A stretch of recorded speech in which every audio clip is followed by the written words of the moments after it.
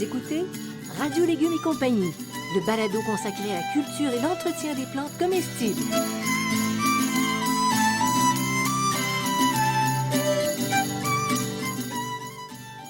Laitue, Basilic, plantation, poivron, bleuets, pollinisation, haricots, arrosage, fraises, insectes ravageurs et maladies, concombres. fertilisation. Radio Légumes et compagnie, le balado qui vous dit tout pour cultiver et entretenir simplement les plantes comestibles de façon naturelle.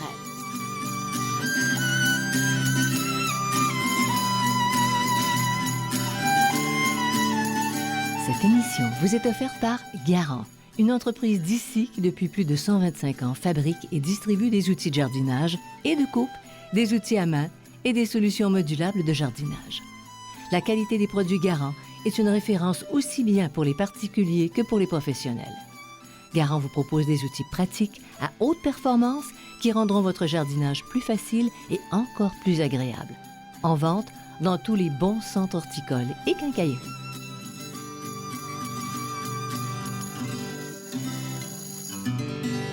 Salut tout le monde, on est content de vous retrouver, vous pouvez même pas savoir comment. Bonjour Monsieur Bertrand. C'est gentil de leur dire qu'ils savent pas comment on est content.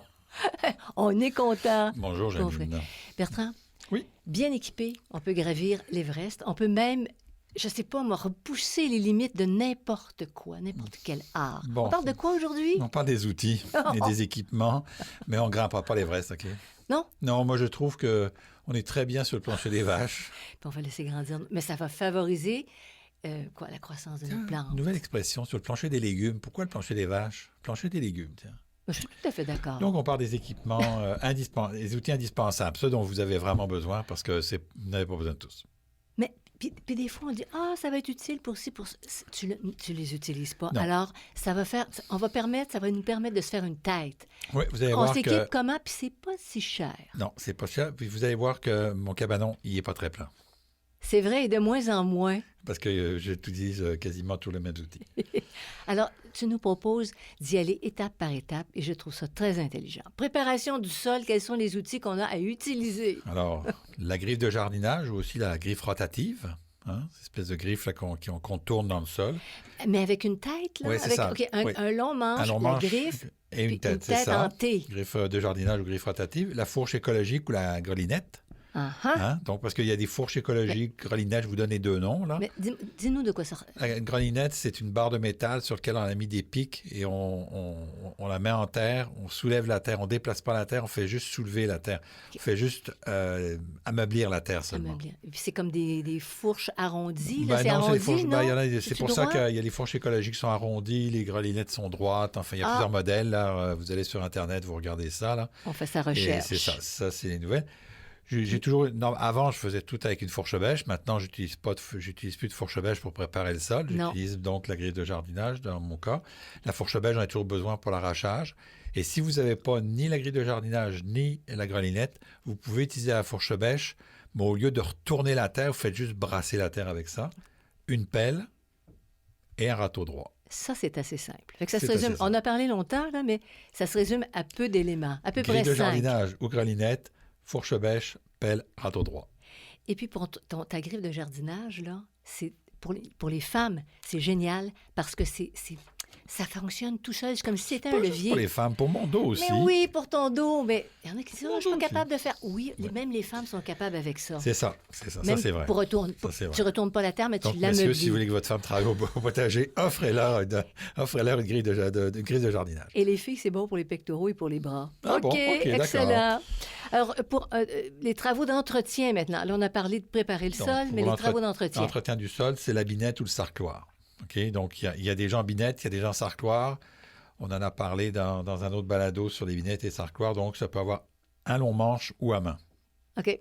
OK? Pour enlever les mauvaises herbes. Pour enlever les mauvaises herbes. Moi, je suis plutôt sarcloir à main parce que j'ai pas très grand potager, donc ça va plus vite.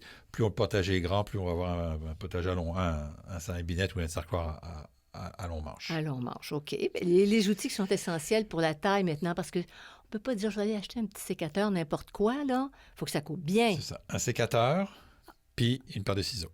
Une paire de ciseaux. Oui, non, pardon, excuse-moi, un sécateur et des couteaux. Et un couteau. Oui, OK, oui, oui. OK, on a toujours besoin d'un couteau là, pour faire un peu de taille, pour couper un petit truc, un couteau affûté. Là, donc, sécateur et couteau, c'est en masse. OK. Et puis les accessoires de récolte maintenant. Alors, c'est là la paire de ciseaux. Donc, j'ai été un peu trop vite en affaires. Et un panier ou un bac à récolte. Je vais revenir plus en détail un petit peu plus loin. OK. Et comment les choisir? Parce que tu entres, par exemple, à la quincaillerie, on t'en propose de tous les prix. OK. Il y a 3 éléments que vous allez regarder. 3 critères. La longueur du manche. Les longs manches conviennent pour les personnes de grande taille et les manches courts pour les plus petites. Ah, et ça, tu fais la distinction parce que c'est exactement ce qui se passe entre nous. Si vous êtes grand et vous utilisez un petit manche, vous allez vous casser le dos, puis vous allez avoir de la misère à utiliser votre outil et vous allez avoir mal au dos. Si vous êtes petite et vous utilisez un grand manche, vous ne savez pas faire quoi, vous ne savez pas quoi foutre de ce grand manche-là. Il y en a trop.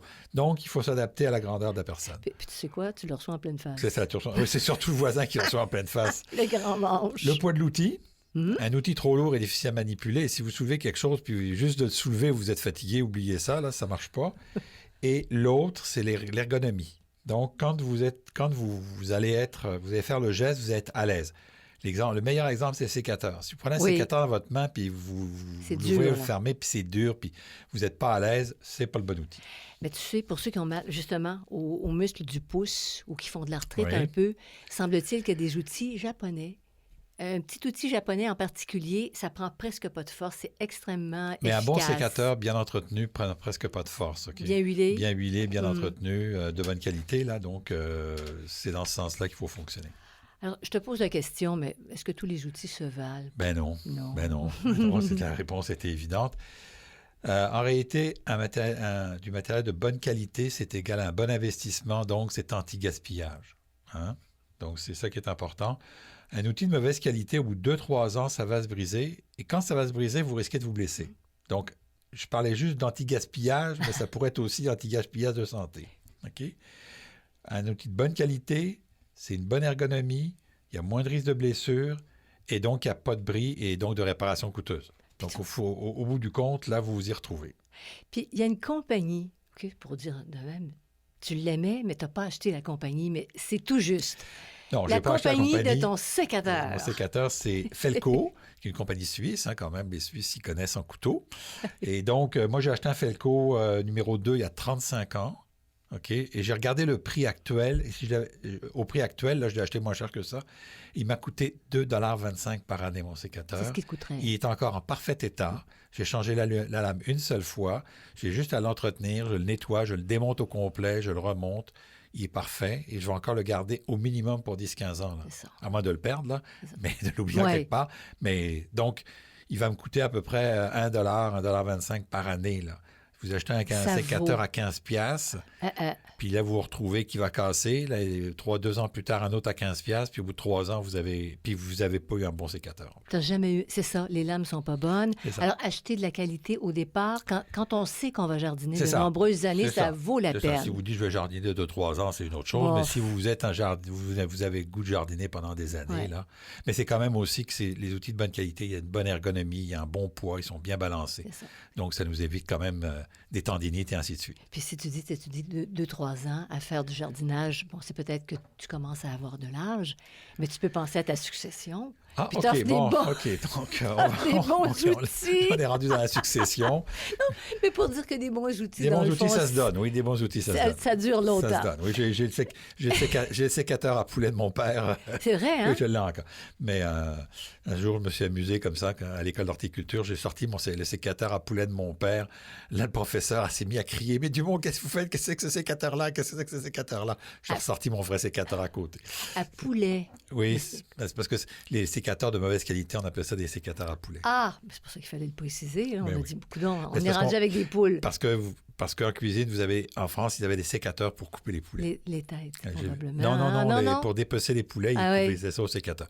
Maintenant, ça n'existe plus, on fait ça au couteau. OK. Alors, comment prolonger la vie utile de nos outils? Puis ça, on peut collaborer à leur longévité. Donc, nettoyage régulier. laver après chaque utilisation. Ne me regardez pas parce que je ne le fais pas tout le temps. Là, je les brosse. Moi, je les brosse pour enlever les résidus. Là, tu donnes les grands principes. Je donne les principes, là, mais moi, je les brosse plutôt que les laver. Là, je trouvais que c'est mieux. Tu n'étais pas obligé de passer au confessionnal, tu sais. Mais non, je sais. Je ne l'aurais pas dit. Non, je sais. Brossage en profondeur avant l'hiver. Hein, donc, un bon nettoyage avant l'hiver. Laisser de la terre et tout ça humide, c'est pas trop bon. Ça peut rouiller. Si vous avez l'envie, vous pouvez recouvrir les parties métalliques d'huile, Ça avec marche. un peu d'huile. Et puis, vous pouvez aussi appliquer un protecteur sur les parties du bois. Qu'est-ce que tu recommanderais comme produit pour les manches? Genre huile de lin, les affaires de même, là. Ouais. Mais ce que vous pouvez... Mais moi, je le fais plus parce que j'ai des pelles depuis 20 ans, là, puis elles sont tellement lustrées qu'il n'y a plus rien qui rentre. Là. Elles sont protégées, là, c'est scellé, là. Mais au départ, tu aurais pu mettre de l'huile de lin. Oui, on peut mettre de l'huile de lin. Quand c'est neuf, oui. Alors, pour entretenir l'outillage coupant maintenant, ça tranche plus, tu le jettes pas. Non, tu le jettes pas. Le sécateur, donc il faut vérifier qu'il coupe bien. Quand vous achetez un sécateur, il faut acheter aussi une pierre d'affûtage. Qui va avec. Qui va avec, qui est vendue avec. Là. Il y a différents types de pierres d'affûtage.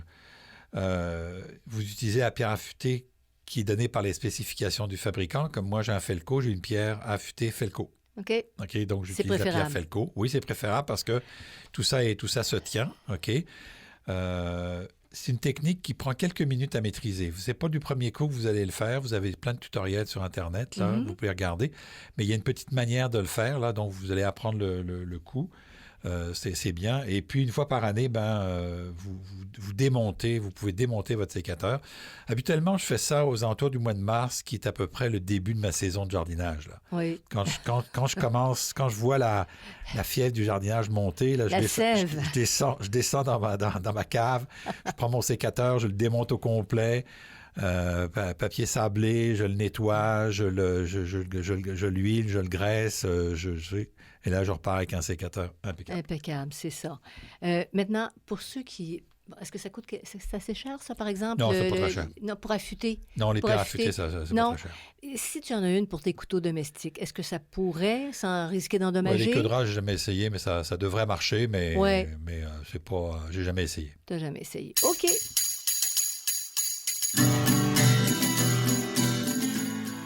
Vous écoutez Radio Légumes et compagnie, le balado consacré à la culture et l'entretien des plantes comestibles.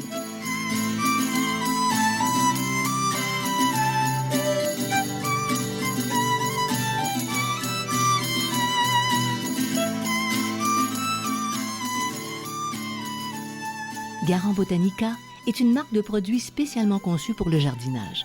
Cette marque comprend une ligne d'outils de jardin incluant des sécateurs, des outils à main, des sarcloirs, des fourches et bien d'autres outils, sans oublier des solutions modulables de jardinage permettant de récolter le maximum de votre espace. Découvrez les outils pensés pour jardiner en tout confort, même dans les endroits restreints. Les outils Garant Botanica accompagnent les jardiniers dans leurs projets. En vente dans tous les bons centres horticoles et quincailleries.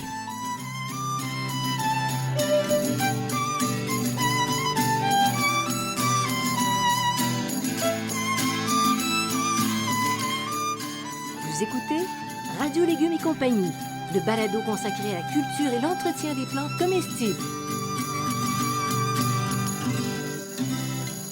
Alors maintenant, est-ce que c'est possible d'utiliser des outils usagés? Là, je parlais de succession tantôt. Oui. Oui. On peut utiliser des outils usagés, bien sûr, mais il faut prendre les mêmes considérations pour les outils neufs. Donc, longueur du manche, poids de l'outil et ergonomie. Sinon, ça donne rien. Ça donne rien. Il ne faut pas utiliser un outil usagé, recycler un outil sous prétexte qu'il appartient à mon grand-père, puis c'est à mon grand-père. Mais si vous l'utilisez puis vous faites mal au dos parce que vous ne savez pas bien vous en servir, ou encore que votre grand-père n'a pas la même stature que vous n'êtes pas plus avancé. Donc, si vous voulez vraiment le garder, vous l'accrochez au mur dans votre salon, comme ça, c'est un souvenir de famille. C'est ce qu'on a fait. C'est ce qu'on a fait. Et je trouve ça très beau. Disons que ce n'est pas tout à fait des outils, c'est des outils qui ont plus de 150 ans, donc c'est un peu différent. Oui. Un équipement de transport. On parle de transport en commun dans le potager. Non, pas de transport commun. Donc, dans un grand potager, la brouette est souvent indispensable. OK? Dans un grand potager, il faut une brouette. Dans un petit potager, on n'est pas obligé d'avoir une brouette, tout simplement une boîte de carton ou de plastique récupéré, des paniers qui permettent de transporter des plus petits objets, ou encore un panier en fil de fer, en treillis métallique, qui est ajouré Et à ce moment-là, ce que vous pouvez faire, c'est que vous allez pouvoir mettre vos légumes là-dedans puis les laver quand vous voulez les laver. Tu fais un pré-rinçage dehors. J'ai déjà dit plusieurs fois, on lave pas la plupart des légumes avant de les rentrer, comme les pommes de terre, tout ça, on les fait à la dernière minute. Mais mettons que vous avez des carottes puis vous voulez les manger tout de suite, vous voulez pas rentrer à l'intérieur pour les laver, vous pouvez leur donner un coup de nettoyage. Les carottes, ça se nettoie un peu aussi avant, là. Ça se brosse, mais ça se nettoie aussi. Donc, un panier. Puis je rajouterais aussi peut-être dans le transport, j'utilise ça de plus en plus, un diable. Oui. Et j'utilise le diable parce que quand je vais chercher des sacs de compost, des choses comme ça, ou encore, ce que vous pouvez faire, c'est que si vous, dans un petit potager, vous ne voulez pas de brouette, ce qui est facile, sur le diable, vous prenez des gros pots de plastique. Souvent, là, c'est des gros pots de pépinière. Tu as tes roues pareilles. J'ai mes roues pareilles, puis je mets deux pots l'un sur l'autre. Puis à ce moment-là, je peux vider mes pots comme une brouette. Là, donc, je transforme mon diable en brouette. Ouais. Là. Mais te souviens-tu, on avait fait des entrevues pour la revue pour laquelle tu travaillais, Fleurs, Plantes et Jardins. Ta revue. On avait fait une entrevue. On avait fait une entrevue avec une dame qui avait un panier d'épicerie. Oui. Un petit panier d'épicerie là, qui est pliable. Puis elle accrochait toutes ses affaires. Elle mettait ses chaudières dedans, ses tuteurs. Puis elle se promenait. Tout était dans son... Le milieu, c'était pour le compost. Puis il y avait toutes ces histoires. Non, c'était très, très bien organisé. Puis elle se promenait dans son jardin avec ça. Puis elle était très âgée. Hein? Oui. Mais ses outils étaient accrochés après le treillis de son... C'est ça, les gens vont faire l'épicerie avec ça. C'est ça. Oui. Alors, l'équipement de transport, on en a parlé. Le matériel utilisé pour le contrôle phytosanitaire, attention, on sort quoi, nos lances à feu. Insectes et maladies, donc. Oui. Insectes ravageurs et maladies, donc le sécateur. Hein, ça, c'est un outil qu'on va utiliser, on en a déjà parlé. Un pulvérisateur. Donc, pour une petite surface, on peut prendre un pulvérisateur à main. Genre pulvérisateur à main pour les produits chimiques, les produits push-push, là, c'est ça, un push-push. Oui. Pour les grandes surfaces, à ce moment-là, on peut avoir une cuve de 4 ou 5 litres. C'est plus approprié, là. Moi, j'en ai un de 4 litres ici. Donc, c'est un... Comme le Chapin? Oui, comme un Chapin. C'est ça, un pulvérisateur à pression. Donc, ça me permet de passer là, du BT, des algues en engrais foliaire, et ainsi de suite. Il faut savoir que si vous utilisez un pulvérisateur, à chaque fois, un bon rinçage est très important. Il faut bien le rincer pour pas qu'il y ait de dépôt. Là. Oui. C'est important. Parce que quand tu veux engraisser puis tu mets du BT, ça marche pas. C'est pas très grave, là, mais je veux dire, c'est quand même de bien nettoyer. Parce que j'ai peut-être pris cette habitude-là parce que quand j'ai commencé ma carrière, on était dans les produits très chimiques. Là. C'est ça. Et là, il fallait vraiment nettoyer. Puis là, c'était 400 fois qu'il fallait le nettoyer. Mais c'est pas très grave, mais c'est juste que si vous, par exemple, si vous utilisez du BT puis vous le rincez pas comme il faut, il y a des dépôts qui vont se faire. Puis là, ça va abîmer votre système. Donc, en plus. Fait qu'il faut bien le nettoyer. Et quel matériel on utilise pour l'arrosage? Parce qu'on nous en propose une variété incroyable. Mais qu'est-ce qui fonctionne? C'est d'autres histoires, ça. Il y en a toujours 2. Au moins 2. Au moins 2, mais idéalement 3. Mm-hmm. OK, donc, le tuyau d'arrosage muni d'un pistolet prolongé par un coupe-jet. OK, donc, pistolet coupe-jet.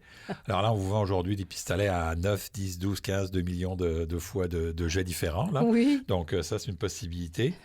Et toujours, donc, il faut toujours qu'il y ait un coupe-jet quand vous êtes au potager. Il ne faut jamais que ça ressorte d'un seul coup. Là. Donc, ça va être toujours en pluie qu'on va arroser le plus possible. À partir du pommeau, là. Et c'est à partir du pommeau. Et l'arrosoir à main. L'arrosoir à main est indispensable. Pourquoi? Parce que vous avez un petit raccord à faire, vous ne voulez pas tout faire. Et le troisième, qui à mon avis est idéal, mais pas indispensable, c'est le système d'irrigation maison semi-automatique. Semi-automatique, mais tu dis bien système d'irrigation maison et même de potager. Oui. Alors, tu vas nous expliquer ça davantage, mais c'est très intéressant parce que ça aide quand on voyage petit peu. Là. Oui. Alors, prévoir la pomme d'arrosage avec plusieurs jets. Ben oui, tant qu'à partir, c'est pas ça que je fais actuellement. Là, j'ai décidé de remettre des pommes d'arrosage ancestrales, donc avec ce que j'avais dans les serres. Là, une pomme de douche. Une pomme de douche, là, tout simplement. Mais j'ai pas loin quand même une pomme d'arrosoir avec plusieurs jets parce que on peut faire une seule opération. On peut faire plusieurs opérations avec un seul outil. Brumisation, arrosage en pluie, lavage des plantes, donc on a de la diversité. C'est que tu as plus ou moins de pression, c'est ça? Il y en a un brumisateur, c'est très fin. Et une rallonge ou un long manche, moi j'aime ça les longs manches pour pouvoir arroser proche du sol. J'arrose jamais le moins possible le feuillage, j'arrose toujours proche du sol. Vous irez écouter le balado sur l'arrosage dont j'en parle pour l'arrosage. Donc c'est à quelques centimètres du sol. Ça évite les maladies. C'est ça. Hein? Donc ce qui s'est passé, pour faire une histoire courte, c'est que ça fait 3 ans que j'achète des arrosoirs avec des longs manches, mais avec des lances d'arrosoir, des longs manches avec plusieurs jets dessus. Et ça fait 3 ans qu'arrivé au printemps, excusez-moi l'expression, ça pisse de partout. Je ne sais pas ce qui s'est passé, ça a séché. Et là, j'ai racheté un système professionnel. J'ai racheté la bonne vieille lance. J'en avais déjà une que j'avais depuis 25 ans. Et il y en avait une qui était disparue, je ne sais pas ce qui est passé, qui fonctionne encore. Et là, j'ai racheté, c'est tout simplement un pistolet professionnel avec une lance et avec un pommeau qu'on achète séparément. Là, tu vas contrôler ton débit d'eau un petit peu si tu veux, puis ça vient exactement, là, c'est exactement ce que je voulais. Parce que les autres ont fait patate. Il y avait des morceaux en plastique. Oui. Ça brise, c'est pelu, étanche. Parce qu'au printemps, j'utilise, même si j'ai un système d'irrigation, au printemps, j'utilise beaucoup mon pour tuyau. Les transplantations. Pour les transplantations, pour arroser, parce que mon système d'irrigation, même s'il est prêt, c'est trop d'eau, fait que je vais ajuster. Puis certaines fois, on va arroser 2 fois par année. Mais c'est pas le sujet. Mais ça revient à ce que tu disais au début.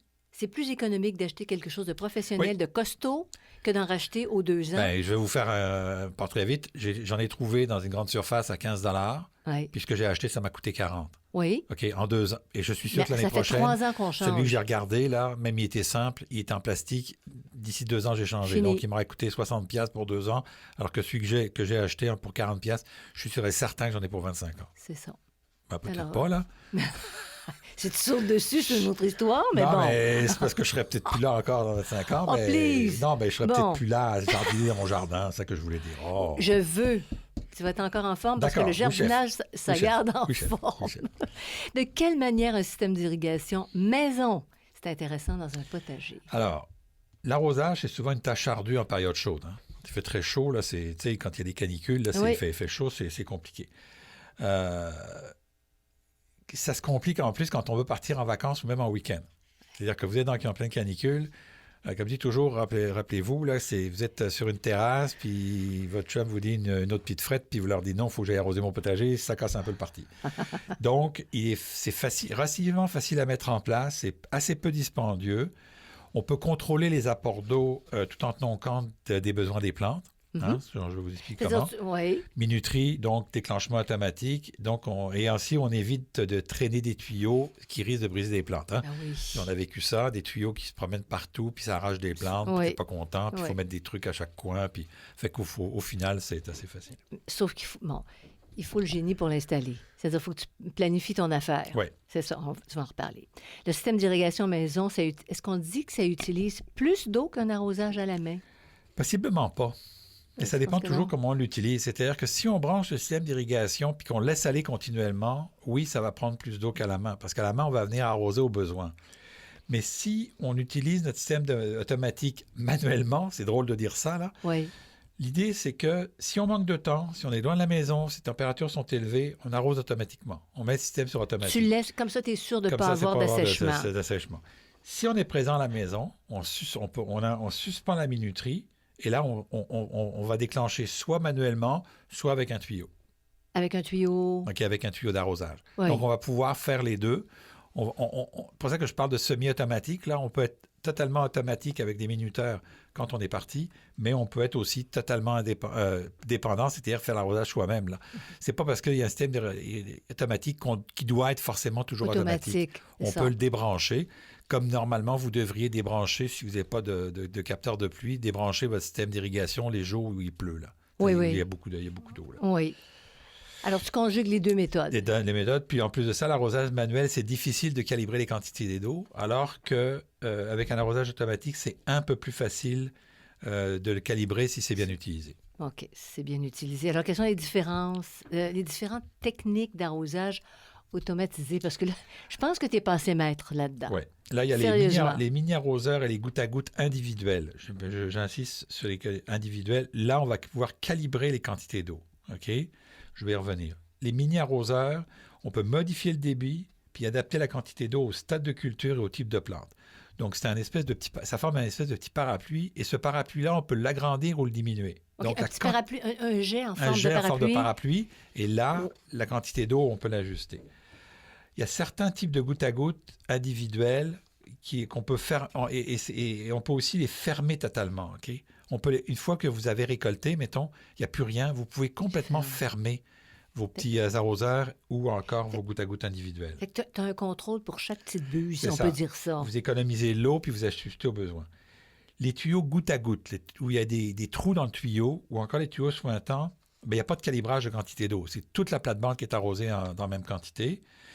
Ils sont placés sur une planche de culture, puis ils apportent toute la même quantité d'eau sur toute la longueur de la planche cultivée. Et ça, ce serait utile, par exemple, si tu as une seule culture dans une planche. C'est ça. Mais si ce n'est pas le cas, comme c'est généralement le cas dans des petits potagers... C'est généralement mon cas. Moi, je mélange mais dans une planche. Là. Voilà. Actuellement, d'un côté, sur la même planche, j'ai des radis, des oignons, de la roquette. Et sur le même, j'ai des haricots puis des capucines. Donc, je vais pouvoir ajuster mes besoins en conséquence.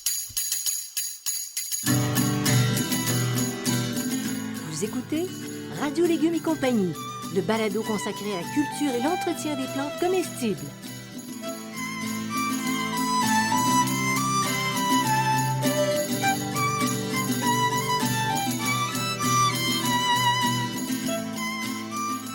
Vous êtes à la recherche de réponses sur la manière de cultiver votre potager, vos légumes et vos fines herbes?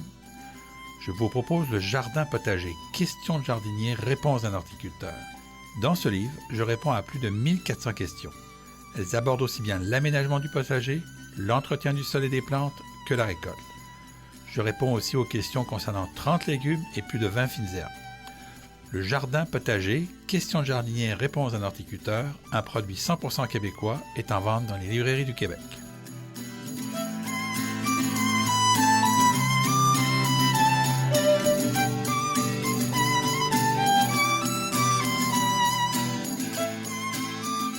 Vous écoutez Radio Légumes et compagnie, le balado consacré à la culture et l'entretien des plantes comestibles.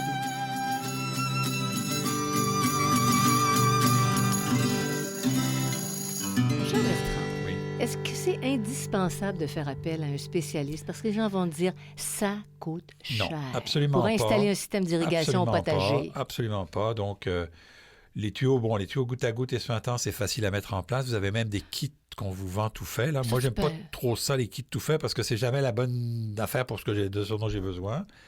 Les mini-arroseurs ou les gouttes à goutte individuels, ça demande un peu de planification. Il faut s'organiser un petit peu.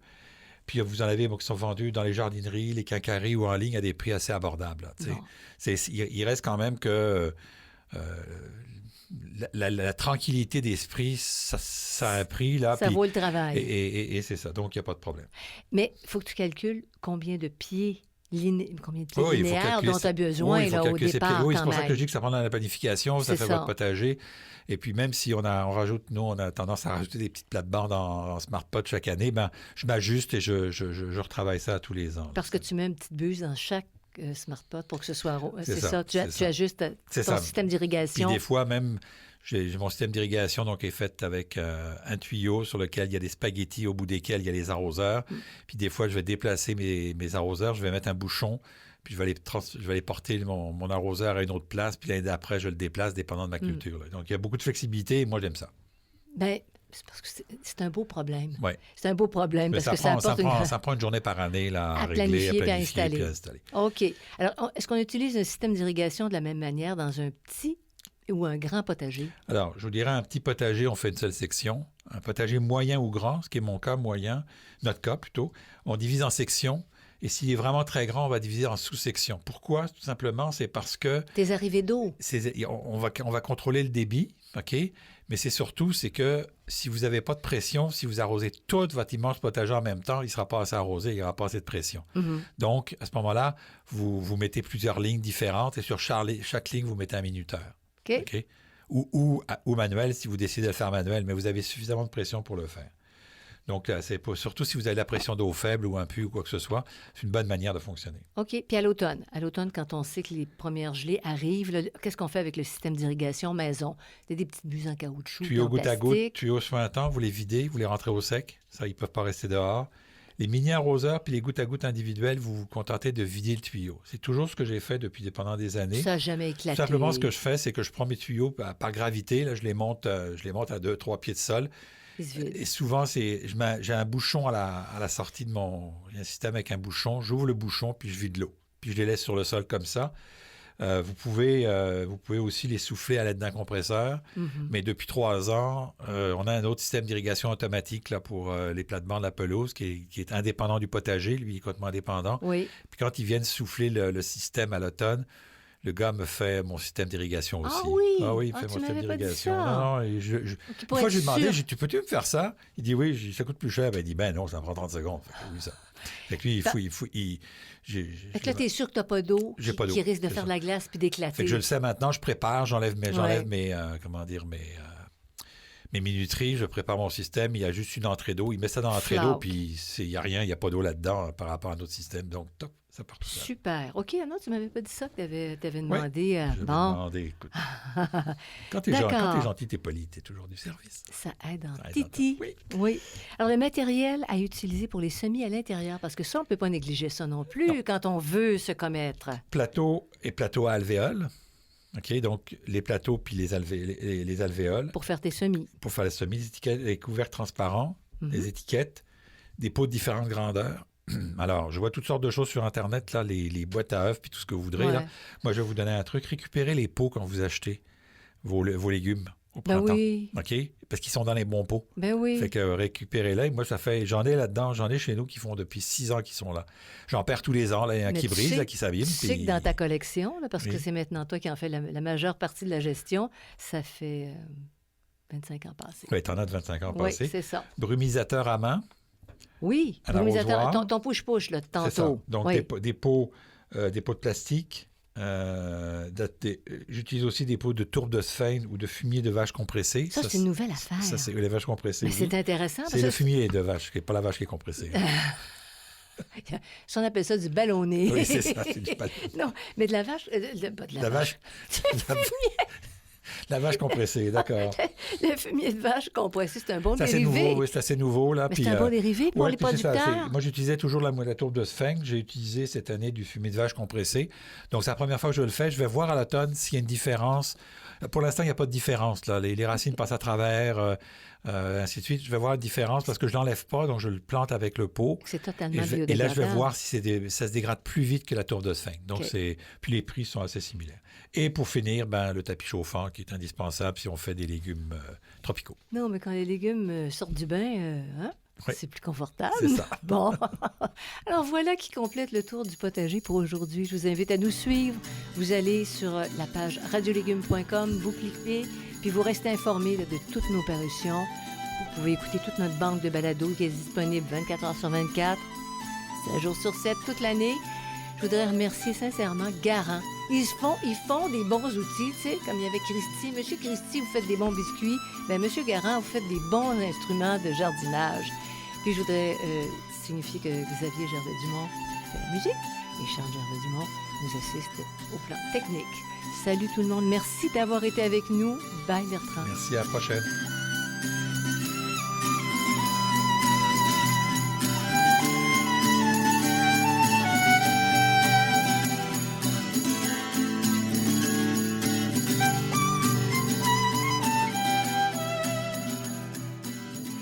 Écoutez Radio Légumes et compagnie, le balado consacré à la culture et l'entretien des plantes comestibles.